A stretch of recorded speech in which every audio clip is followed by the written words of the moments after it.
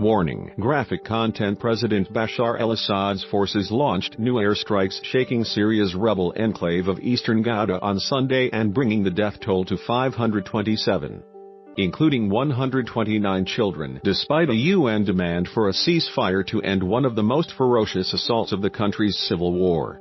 After days of diplomatic wrangling, the Security Council on Saturday adopted a resolution calling for a 30-day ceasefire in Syria without delay. To allow for aid deliveries and medical evacuations, Assad's forces launched a major bombing campaign against the enclave on the edge of Damascus a week ago, with more than 500 people killed since. Russia is a key ally of Assad's regime, and in a phone call on Sunday, German Chancellor Angela Merkel and French President Emmanuel Macron urged President Vladimir Putin to use his influence. They called on Russia to exercise maximum pressure on the Syrian regime to achieve an immediate suspension of air raids and fighting.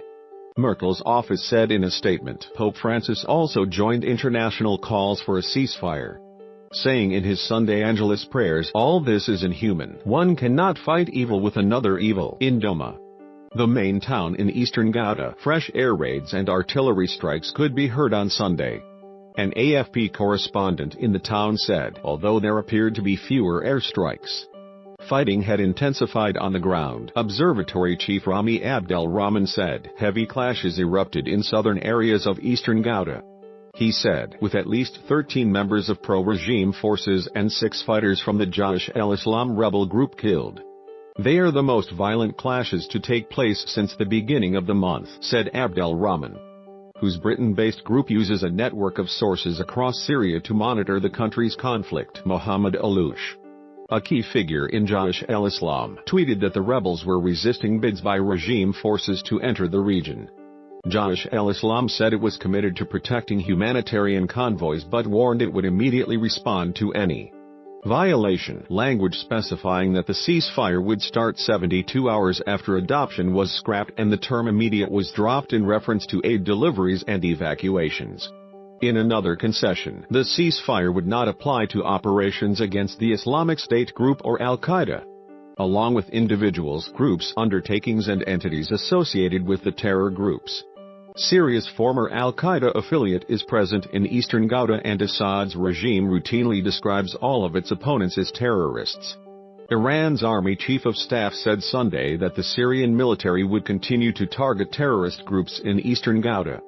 The zones on the periphery of Damascus are not covered by the ceasefire, and the offensives and clearing operations by the Syrian army will continue, said Mohammed Bagheri. According to the official IRNA news agency, Iran has also been a key ally of Assad's regime. UN Secretary-General Antonio Guterres, who has described Eastern Ghouta under the bombardment as hell on earth, said the ceasefire must be immediately implemented. In the enclave, news of the UN vote was greeted with a shrug. "I don't think this decision will be implemented. It will be respected neither by the regime nor Russia," said Doma resident Abu Mazen. "We can't trust Russia or the regime.